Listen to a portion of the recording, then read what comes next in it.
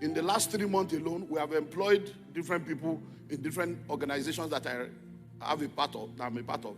And we have had to employ, in fact, one is my age mate that came to apply for driver. So my son said, Daddy, it's your age. So I said, sorry, Oga, can you do this job? Are you strong? He said, I'm strong. I'm strong. Do you think at 45, at 54, 55, looking for a job as a driver is a destiny? But you see, when you mess up your morning, afternoon will catch up with you. So the afternoon is what? Is for earning income. It's for earning a living. You see, there are many things that should happen in afternoon that if it does not happen, you are late, you are behind schedule. By the time you are 50 years old, you should not be a tenant.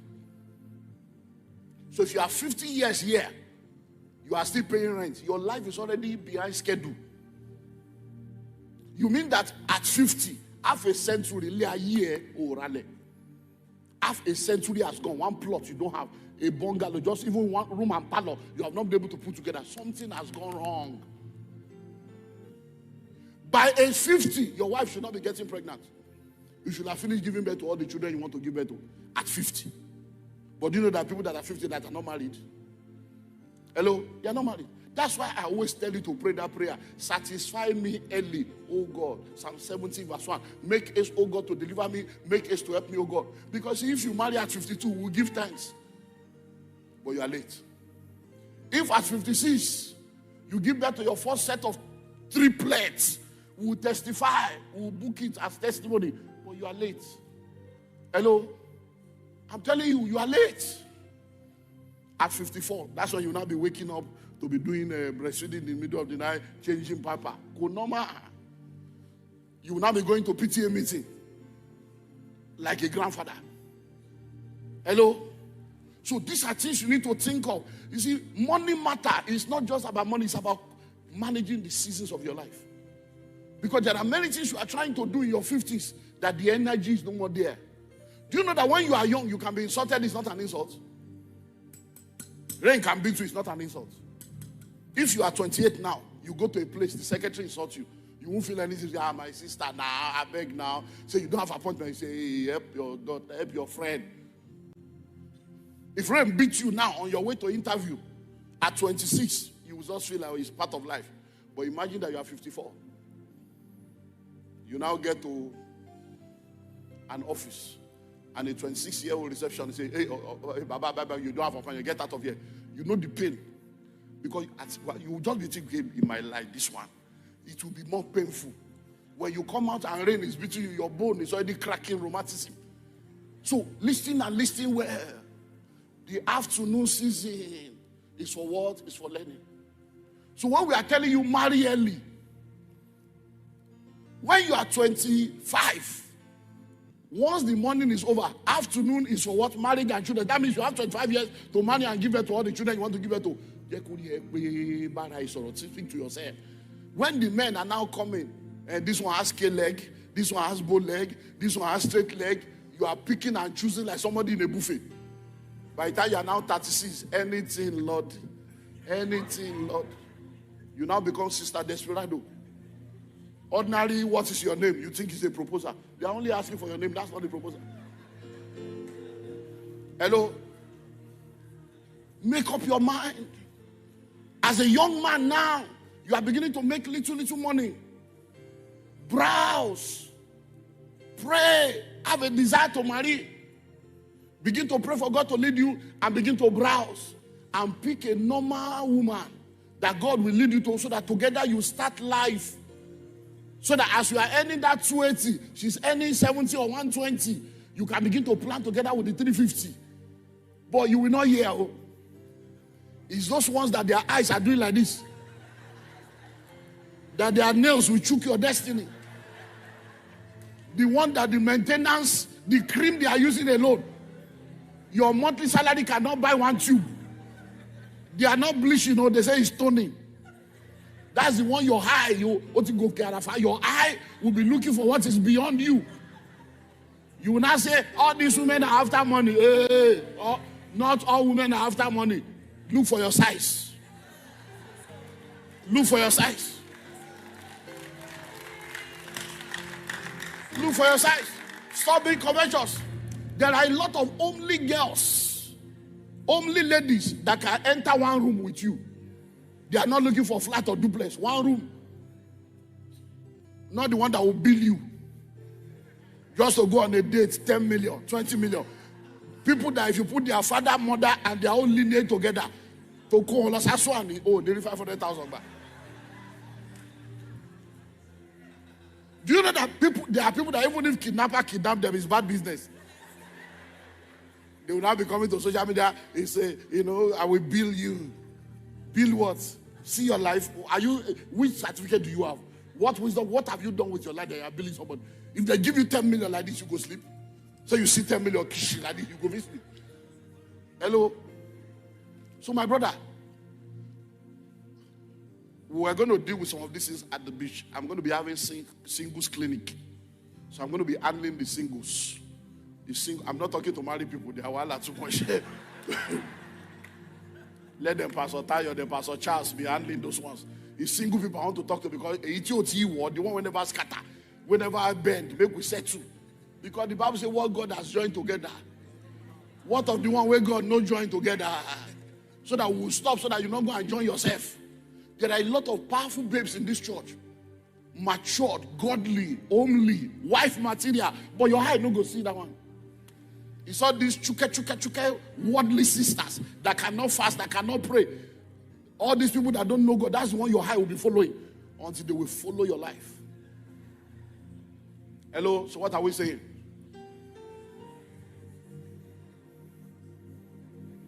So many of you are listening to me right now. You are either in the morning or you are in the afternoon. Let's go to the evening. Even if I don't finish, let's go to evening. What's the evening of life? Evening is the top 25 years of your life. It's the mentoring phase. From age 51 to 75. Many of us, we look young. Look at our senior pastor now. By 2 weeks, 3 weeks time, the man will be 57. 57, as he look. Janjala like that. Don't be deceiving yourself. Everybody will be looking you up. Sometimes will wear cover. Look at your pastor with the pot belly that refused to go. The man is going to be 55. Oh, hello. So we can wear jeans, we can wear canvas. But evening has come. Evening has come. If everybody is deceiving you, pastor, you look nice. Pastor, you don't look your age. You better don't believe those lies. They are politically correct statements. But it's not factual. Hello, it's not factual. You can say, okay, I'm 65, but I look 45. Just they play. When you are alone by yourself, you know by yourself, that you are no more young. Hello, you know. So don't let anybody deceive you. By the time you get to evening, you are supposed to be turning around to be mentoring the next generation. But can you give what you don't have? How can you mentor people when you are being tormented? When the mentor needs mentoring, when the deliverer needs deliverance, can you give what you don't have? Can't you see that there are a lot of people that are old and they are shameful, aging shamefully? They are putting problem on their children. Why do you think Africa is where Africa is? One of the problems of Africa is what we call the black tax. Where parents that have messed up their own morning and afternoon will now use their evening to mess up the morning of their children. Chineye, if not be this breast where you suck, your mama they die, you never send money for my food, though. Hey! Mommy, see your life. The child you gave birth to is the one that will feed you. Because these are the problem, the virus that has kept us now. Yoruba people are very terrible people. Yoruba people, very terrible people. I'm not a Yoruba man, no.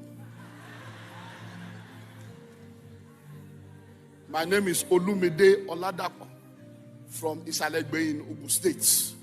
I'm a kingdom man. Yoruba people will not have money to gather to do business. But when there is burial, money will show up. When there is wedding, money will show up. Something is wrong with these people. These Yoruba people, they need deliverance. I'm telling you. They will now tell you,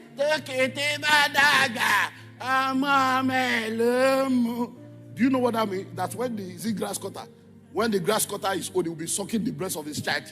Is that not incest? That's why many people give birth to children they cannot train. Because they are hoping that if this one don't make up, this one go make up. So that at least if I have like 6 children, even if there are only 2 make up, that 2 go take care of a younger one. And so parents have given birth to children they cannot train. They will now put the load on your head and say you are the firstborn. Me? Never.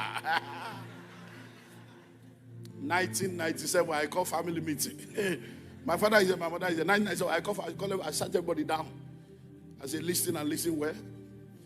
I am not the breadwinner of this family. I'm not a baker. I don't own a bakery. Daddy, mommy, these are your children. They are my siblings. They are your children. They are not my responsibility. All of you, I'm not the breadwinner. So all of you win bread for yourself. So enter church. I'm going to begin to teach on wealth creation. I've just discovered the way out of poverty. If you are not following what we are all poor. I told you, all of us are poor now. 1997, all of us are poor. So it's not that your brother is rich. Now all of us are poor. But I want to start doing something that is called investment mentality. If I'm doing it, you better start. So that as I'm rising, you are rising. Don't think that one brother will take care of you. The first, I came to church, I said the same thing. If you are here, I said this in church to everybody. I said, I'm going to be very rich, so that you will not say, all these men of God, they collect that and offering. Which tithe are you even giving the tithe? That and offering. He says, the poor people. He says, it's our money there. He said, all the money you have given in 1 year, can it buy diesel? So I told them, then, 1997, I said, because I'm going to be very great. I'm going to be very, so that you will not say, oh, this pastor is charge money. Now, anything you like, talk. I spend my money with joy, with confidence. I don't care what anybody got up because they labor for my money. Hello? And I said, you must begin to follow. So it's Ashaka Cement was the first shares we bought. And I started announcing. Anytime I see investment, I will come. Church will announce. Church, and some people still invest. And why are you mixing church with business? You will be bringing business to the pulpit to announce to people.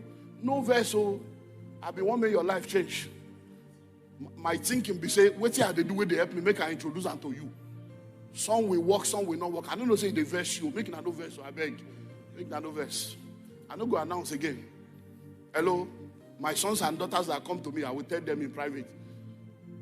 Because waiting the verse, when spirit of poverty, they worry you. Waiting go help you, you go fight them. That's spirit of poverty. Hello? So what are we saying now?